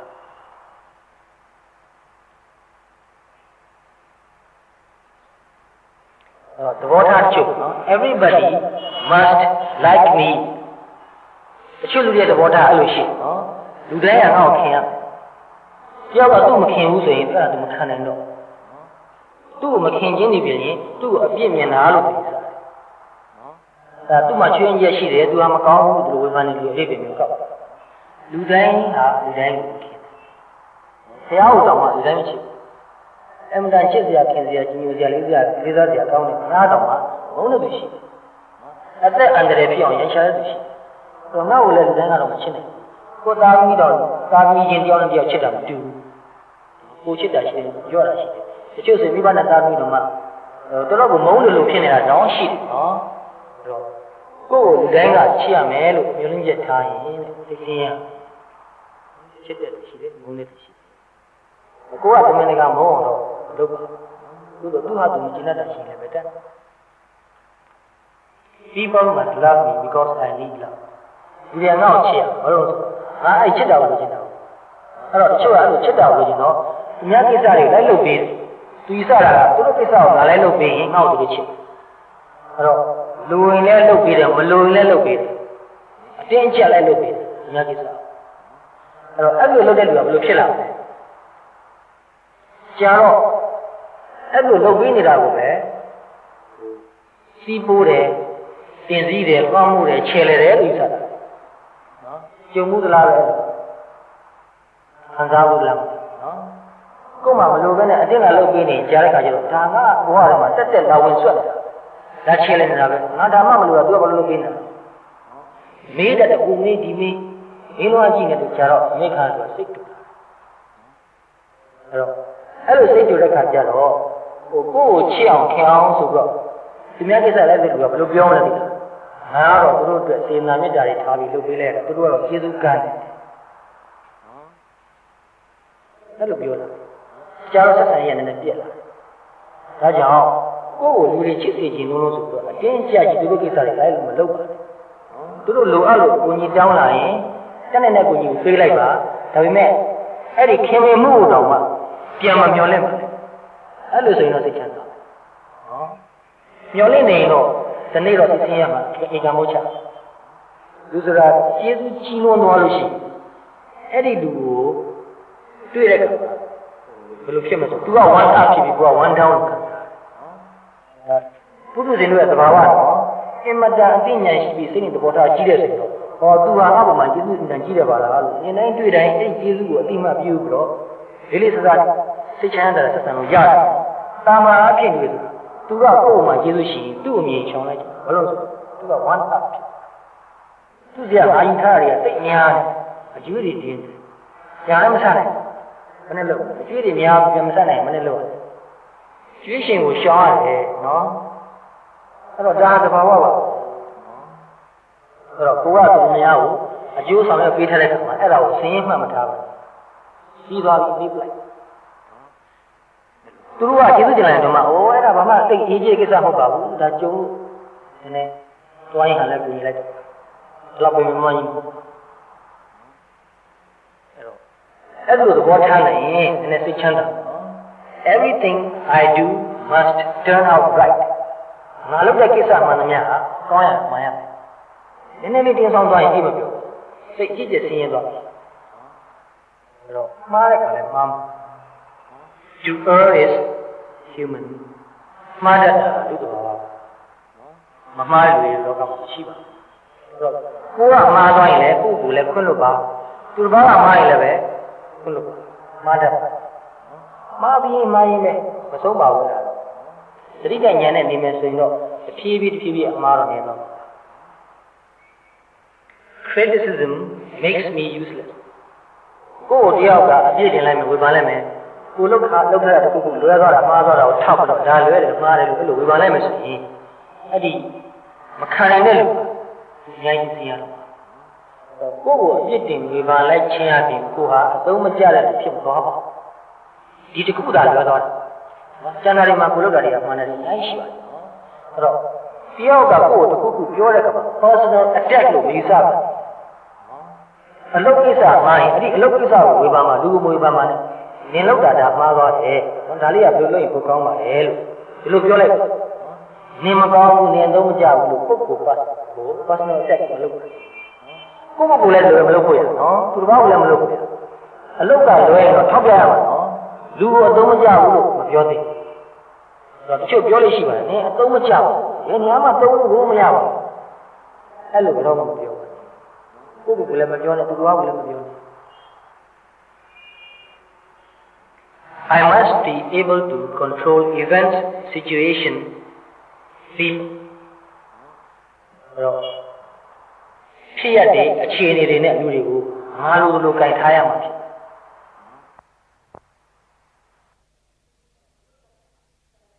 တော့လို့တဲ့ကမှာတိုင်ပင်လုပ်ပါသူ့ကလည်းပဲ control လေးနည်းနည်းလောက်ပေးလိုက်ပါသူ့ဟာသူစဉ်းစားနိုင်လောက်ဆုံးဖြတ်နိုင်လောက်ဆုံးဖြတ်ခွင့်ပေးလိုက်ပါမသားသမီးဖြစ်ဖြစ်လင်မယားဖြစ်ဖြစ်ဆရာတပည့်ပဲဖြစ်ဖြစ်ကိုပြောတဲ့အပိုင်းကိုပြောတော့ကြံလာတော့မင်းကောင်းတယ်လို့လုပ်လိုက်တော့အဲ့လို control ဆိုတဲ့သဘောကိုမျှလို့ယူစီချင်တယ်နော်ဟိုအောက်ကလူကသူကဘာမှလုံးဝအဆင်ပြေအောင်သူ့သဘောနဲ့ပြောင်းလဲပြီးလုပ်ခွင့်မရှိပဲနဲ့အပေါ်က pressure ပေးတာကြီးကိုဒါလုံးကြီးအများအားခါမယ်ဆိုရင်သူ့မှာ stress မရဘူးနော်အဲ့တော့သူ့မှာလည်း stress မများအောင်ဆိုတာကသူ့ကိုရွေးချယ်ကိုစဉ်းစားပြီးဆုံးဖြတ်တယ်နည်းနည်းတော့မရဘူးအကုန်လုံး control ကိုကမယူရလုပ်ငန်းကြီးလုပ်တာလေအဲ့ဒါစဉ်းစားဖို့အရေးကြီးတယ် People must never let me down အဲ့တော့လူတွေကတယောက်ကိုတယောက်မျှော်လင့်ချက်တွေထားတယ်နော်မိဘဆိုရင်သားသမီးကိုဘယ်လိုသားသမီးကမျှော်လင့်ထားတယ်သူမျှော်လင့်တယ်လို့မိဘလုံးပြီးဒါလက်တောင်းပဲသွားပြီငါထင်လို့မဟုတ်ဘူးသူတို့ကတရားမချီဂတိပေးထားရလို့ပဲသူတို့လုပ်ပေးမယ်ဂတိပေးထားတယ်တခါကလေးပြက်ကွက်တာရှိသွားပြီဆိုရင်ဒါငါ့ကိုဂတိပြက်တယ်ဒီလူကငါ punish လုပ်ရေးယူအောင်ပြစ်တင်ရအဲ့လိုသဘောထားရင်တော့အမှန်တမ်းမှန်တော့လူဆိုတာတခါတလေတကယ်လုပ်မယ်လို့ရည်ရွယ်ပေမဲ့လည်းပဲအကြောင်းတစ်ခုခုကြောင့်မလုပ်ပြသွားတာရှိပါတယ်ချွတ်ချော်မှုဆိုတာရှိတတ်ပါတယ်အဲ့ဒါကိုနားလည်ဖို့ခုနကတန်ရေးကြည့် People have no right to change ဒါတော့အမှားတွေပြောနေတာနော်လူတွေမှာသူတို့ပြောထားတဲ့အတိုင်းသူတို့လုပ်သူတို့မှာပြောင်းဖို့ရခွင့်ရမရှိဒီလိုယူဆရတာမရဘူးလူဆိုတာစိတ်ကပြောင်းတတ်တယ်ကို့မှာလည်းပဲငါတို့ကဒါကိုကြိုက်တယ်ဒီလိုလုပ်မယ်လို့စီစဉ်ပြီးပြင်မဲ့လည်းပဲနောက်ကြမှာဒါငါမကြိုက်ဘူးဒီစီစဉ်ပြောင်းပိုင်မရှိသူတို့ကမှလည်းပဲအရင်တော့ကသူကကြိုက်တယ်ကောင်းတယ်လုပ်မယ်လို့သဘောတူထားပြီပဲနောက်မှစိတ်ကူးပြောင်းသွားရင်ပြောင်းပိုင်မရှိပြောင်းမှလည်းရမယ်နော်အတက်အများလုပ်နေတာဘောလဲမို့ကျအချင်းချင်းကြည့်ပြီးတော့ညှိနေရတယ်ပြောင်းနေတယ်မပြောင်းလို့မဖြစ်ဘူးပုံတွေတက်မှလို့မရဘူးဒါကြောင့်သူတစ်ပါးလည်းပဲပြောင်းပိုင်ခွင့်ရှိတယ်ကိုယ်လည်းပဲပြောင်း it is a sign of weakness to have problems in life. The children are the life problem machine lo ham yune ni tat de. Alon sin pi de alon kaung de han lo de. Tege ro problem na shi.အဲ့ဒီ problem ကိုသူကမရှိဟန်ဆောင်တဲ့ကြောင့်ဖြေရှင်းမှုလည်းမကြိုးစားဘူးပြောလည်းမပြောဘူးမဆွေးနွေးဘူးညှိနှိုင်းစိတ်ထဲမှာကြိတ်ပြီးတော့မျိုးသိပ်ပြီးအဲ့လိုလိုပါအများနဲ့သိရမှာနော် problem တကယ်မရှိဘူးဆိုတော့လည်းမဖြစ်နိုင်တယ်လို့ရှိရနဲ့မရှိဟန်ဆောင်နေတာလည်းပဲမကောင်းဘူးပြဿနာရှိမယ်ပြဿနာကိုဝန်ခံပါပြဿနာတစ်ခုရှိလာရင်ငါပြဿနာလည်းမဟုတ်ဘူးသူပြဿနာလည်းမဟုတ်ဘူးသူပြဿနာလည်းဆိုတော့တို့ပြဿနာမတူဘူးနော်ငါပြဿနာကြီးပဲလို့မြည်ဆပါနဲ့သူပြဿနာကြီးပဲလို့မြည်ဆပါဒီပြဿနာဟာတို့ပြဿနာတို့ခက်အဲ့တော့ဘယ်လိုလုပ်လဲဆိုတော့ဘယ်သူကဖြေရှင်းရမလဲတို့အားလုံးဖြေရှင်းရနော်ပြဿနာကိုဆွေးနွေးယုံမထားပါပုံမထားပါမရှိရမဆောင်ပါနဲ့မရှိမှကောင်းမယ်လို့မြည်ဆပါ Life itself is a problem တကယ်ပြောရမယ်ဆိုဘဝတစ်ခုလုံးကပြဿနာကြီးပဲဟိုပရိသတ်နေလိုက်ခရေကပြဿနာစတယ်နောက်ဆုံးတည်သွားတဲ့အထိပြဿနာအဲ့တော့ဒီပြဿနာတွေကိုဒီလိုပဲသတိနဲ့ဉာဏ်နဲ့ကြည့်ပြီးတော့ဖြေရှင်းနေမနေသွား When things go wrong there must be something wrong with me တခုခုမှားသွားရင်ချွေရင်သွားရင်အဲ့ဒါငါရဲ့ချွေရင်ချင်းငါမကောင်းဘူးဟိုနည်းနည်းပါးပါးလွယ်သွားတာရှိမှတော့တချို့လူတွေကအဲ့ဒီအလွဲကိုမခံနိုင်ဘူးအဲ့ဒါအဓိကပြောရမယ်ဆိုရင်တော့ဘုံဘုံကြားဘူးလားတခုဘုံဘုံကနေတော့လည်းပြင်မနာမှာတရားသက်တွေတည်အဲ့တော့တရားသက်တွေတော့ဂျပန်ကအင်ဂျင်နီယာတွေလာပြီးတော့သူတို့ကြီးကြပ်တရားသက်ကတည်ပြီးကနေပြီးနည်းနည်းပဲလိုတဲ့အခါကျချွင်းချက်တခုပါနေတာကိုတွေ့ရတော့အဲ့ဒီဂျပန်ကလာတဲ့အင်ဂျင်နီယာဘာလုပ်လဲသူကသူတတ်တယ်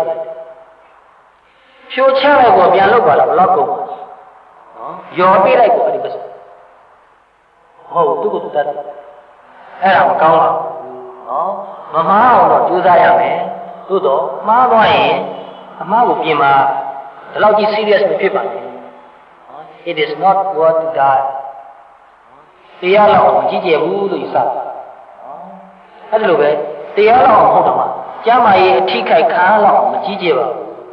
တယောက်နဲ့တယောက်အချစ်ခင်ပြက်ပြီးတော့မုန်းသွားရလောက်မကြည့်ကြပါဘူးဒါတွေကိုထည့်စဉ်းစားပါနော်ပြတ်တာတစ်ခုဖြစ်လာရင်ကောင်းအေးစိတ်အေးထားတော့ပြတ်တာအသေးလေးကိုအကြီးကြီးဖြစ်မသွားဘူးဉာဏ်ကြီးကြီးနဲ့ရင်ဆိုင်မှုရင်မဆိုင်လို့လည်းမဖြစ်ဘူးနော်ရင်ဆိုင်မှုသို့တော့ပြတ်တာအသေးလေးကိုအကြီးကြီးဖြစ်မသွားဘူးပါညှိပါခွင့်လို့တိခါတစ်ခါမှနှစ်ခါမှထပ်ခါမှားအောင်ပါပဲပြုပြင်ပြီးတော့နေသွားရပါပဲ I must accomplish something significant to be somebody ambitious ဖြစ်တယ်လူရဝင်ဖို့ရောက်တဲ့လူတယောက်ဖြစ်ပါငါတကယ်ကြီးကြီးတခုခုအောင်မြင်အောင်လုပ်ရလိမ့်မယ်ဖြစ်ရင်တော့ကောင်းပါတယ်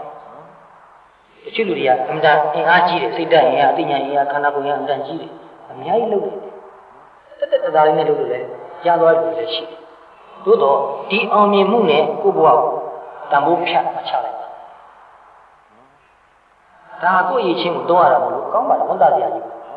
ပေမဲ့အလုပ်နဲ့လူကိုတခါတည်းထပ်တူဖြစ်အောင်မလုပ်လိုက်ပါဘာလို့ဆိုတော့ဒီနေ့ဒီအလုပ်တွေမလုပ်ရတဲ့အခါဘယ်နဲ့လုပ်ပင်စင်သွားတဲ့အခါဘယ်နဲ့လုပ်ဒီနေ့ဒီအလုပ်တွေပျက်စီးသွားတဲ့အခါဘယ်နဲ့လုပ်ရှင်းရတော့နော်အဲ့တော့လုံးနိုင်တဲ့လောက်လုပ်တာကိုတော့အင်တန်ကြိုက်ပါလေကိုယ့်ကြောင့်ကိုယ့်အလုပ်ကြောင့်ကိုယ်လည်းအကျိုးရှိတယ်အများလည်းအကျိုးရှိတယ်ကြီးကြီးစကားလုံးသုံးပြောရင်တိုင်းပြည်လည်းအကျိုးရှိတယ်သို့တော့အလုပ်ဘယ်လိုပြောမလဲအလုပ်နဲ့ဘဝတစ်ခုလုံးကိုတန်ဖိုးမဖြတ်ပါဒီလုပ်အောင်မြင်တော့ငါတည်ဖို့ပဲကောင်းတယ်အဲ့လိုမတွေးပါတချို့လူတွေကလူမြင်လောက်ကြီးကြီးဘာမှလုပ်မပြနိုင်ပြ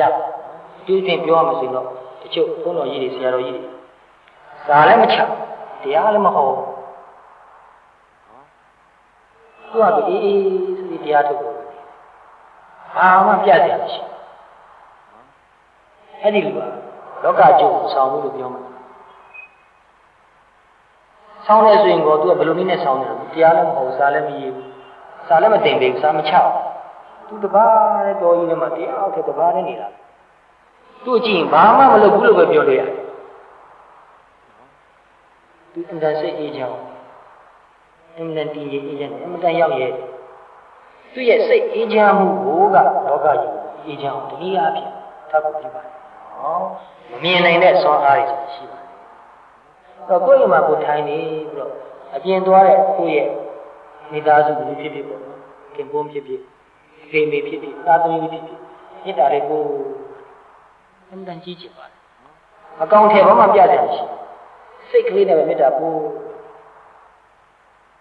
တော့ဘာမှပြကြမရှိလို့ငါအသုံးမကျတဲ့လူလို့မထင်ပါနဲ့ရုပ်တက်တက်နဲ့တိုင်းတာလို့မရပါဘူးမတိုင်းတာသိမှာတော့အဲ့ဒါလို့သဘောထားလေးတွေကိုမှန်အောင်ထားနိုင်လို့ရှိရင်စိတ်ချမ်းသာမှုရကိုယ်စိတ်ချမ်းသာရင်ကိုယ့်ရဲ့စိတ်ချမ်းသာမှုကပဝန်းကျင်ကိုလည်းပဲနည်းနည်းတော့ကြည့်ရရိုက်ဥပမာလူတယောက်စိတ်မကောင်းဖြစ်လို့သူအင်တန်ညှိုးငယ်တယ်သူ့ကြည့်လိုက်ရင်မပြောမရှင်မူရာကြီးပေါ်တယ်သူ့မြင်ရတဲ့မိသားစုစိတ်တော့မနဲ့စိတ်မကောင်းဘူးသူ့တနာတဲ့စိတ်ဖြစ်မယ်ကိုယ်ကလည်းဘာမှမတတ်နိုင်ပြန်လည်းပဲဒီမတတ်နိုင်တဲ့အကြောင်းကိုပဲတစ်ခါလေးစိတ်မကောင်းအောင်ဖြစ်အောင်ကိုယ့်ဟာကိုယ်စိတ်ချမ်းသာနေလို့ကိုယ်မျက်နှာလေးကြီးနေအဲ့တော့မြင်ရတဲ့မိသားစုစိတ်တော့ဘယ်နဲ့လဲမိသားစိတ်ချမ်းသာနေနော်အဲကြောင့်မနေ့အိယာကတို့တွေကကိုเจ้าဒီเจ้าမတွေးဘဲနဲ့အသက်ရှူတာလေးကိုသာလေးမှသာလေးတော့စိတ်အေးအေးလေးထားဖို့စိတ်ကိုတင်းပြီးတော့မမှတ်ခံဘူးနော်စိတ်ကိုလျှော့ထားဖို့အသက်ရှူတာလေးမှအိယာမှာပဲအိနေပါအောင်မထားနဲ့အသက်ဝဝရှူမှတ်မနေ့စောကြီးဆိုတော့ဒီဘဝချင်းမှာလှူရှားမှုလည်းသိမရှိဘူးတော့အေးချမ်းတဲ့အချိန်သိစိတ်တဲ့အချိန်လည်းဖြစ်တယ်5မိနစ်ဖြစ်ဖြစ်10မိနစ်ဖြစ်ဖြစ်အိယာမှာပဲအသက်ရှူတာလေးမှပေါ့စိတ်ကိုငြိမ်းချမ်းသွားအောင်လုပ်လိုက်တနေ့တာမှာစောစောစီပထမဦးဆုံးစိတ်ကလေးငြိမ်းချမ်းနေတာလေအင်မတန်ကောင်းဒီအချိန်လေးကပါသွားမှာတနေ့တာလုံးပါပြီးမှအိယာတာထတော့အိယာသိမ့်တာရောဒီနဲ့လုပ်ပါမျက်နှာတိတာသွားလိုက်တာတတိလေးနဲ့လုပ်ပါယူလာလှနာကိုင်းတာဟုတ်တာစေးတာအလုံးပြီးရင်ဘုရားရှိခိုးမေတ္တာကိုခဏအချိန်ရသေးတယ်ထင်တော့5မိနစ်ပဲဖြစ်ဖြစ်ခဏထိုင်ရက်ကလေးတက်တက်တာလေးထိုင်ပြီးတော့အသက်ကလေးဘဝရှိရလိမ့်မယ်ဘာမှရွတ်เสียမလို့ဆိုเสียမလို့ကိုအသက်ရှူနေတာလေးကိုသိတယ်ဒီအသက်ရှူတယ်ဆိုတဲ့ကိစ္စကသဘာဝကိုသိသိမသိသူကသူရှူနေတာတမန်ကလို့ရတာမဟုတ်ဘူးရိုးရိုးလေးဘာမှမပူဆောင်ဘာမှစဉ်းစားเสียလည်းမရှိတွေးတောเสียကြံစเสียဘာမှမရှိအဲ့ဒီဘာမှတွေးเสียမရှိတဲ့အာယုံကိုသိနေမှကောင်းတွေးเสียရှိတဲ့အာယုံကိုတွားပြီးအာယုံပြုပြီးအဲ့ဒီအတွေးနောက်ကိုမျောပါအဲ့တော့ဘာမှတွေးเสียမလို့ပြီးအကြိမ်အဲ့ဒါအစမှတော့ထက်တယ်ဆိုရင်ပထမတော့ဝင်လာတယ်လို့ပဲသိတယ်ထွက်သွားတယ်လို့သိတယ်နည်းနည်းကြာလိုက်ထိနေတာလေးကိုသိကို့ပြီးတော့ထိပြီးတော့ဝင်သွားတယ်ဝင်လာတဲ့လေလေးကနည်းနည်းလေးအေးတယ်မနေ့ပိုင်းဆောင်းလေးဆိုတိတ်တိတ်တာပြန်ထွက်သွားတဲ့လေကနည်းနည်းနွေးတယ်ဒါလေးလည်းအေးမှန်းပူမှန်းရွေးမှန်းအေးမှန်းတိတ်တယ်ဘယ်လောက်ဆိုလည်းမစိုးပါဘူးတော်တော်တိုးတက်လာအဲ့တော့အချိန်ပေးနေတော့အဲ့တော့မနေ့စောစောစီစီစိတ်ကလေးအေးချမ်းထားတတ်သွားရင်ကျန်တဲ့တနေ့တာလုံးမှာနည်းနည်းပြီးတော့အေးတယ်စိတ်တူစရာတွေ့တော့မှအရင်တော့မပြင်းထန်တော့အခုလိုလုပ်ပုံလုပ်နည်းတွေတော့အရင်ခောက်တွေကတခြားနေရာတွေမှာတက်နိုင်တော့ကျဲကျဲပြောခဲ့ပြီးပါအဲ့ဒါကိုနည်းနည်းပါးရှားပြီးတော့ညနာထောင်စီတယ်နော်အဲ့တော့ကိုယ်စိတ်လည်းချမ်းသာအောင်ကိုယ်မှလည်းပဲယောဂပြနဲအောင်မရမှာတော့မရှိအောင်တော့မရ I'm perfectly healthy လို့ပြောရင်ဒီတရားဒေါက်တာတွေပဲနဲ့မင်းနဲ့ပြောမဖြစ်နေတဲ့ကိစ္စကြီးလောကမှာအဲ့လိုလိုရှိအဲ့တော့ relatively stable health လို့ပြောလို့ရတယ်ထိန်းပြီးတော့နေသွားလို့ဖြစ်နေပါတယ်အဲ့ရတယ်တော့လည်းမနေဘူးဆိုရတော့အဲ့တော့အဲ့လို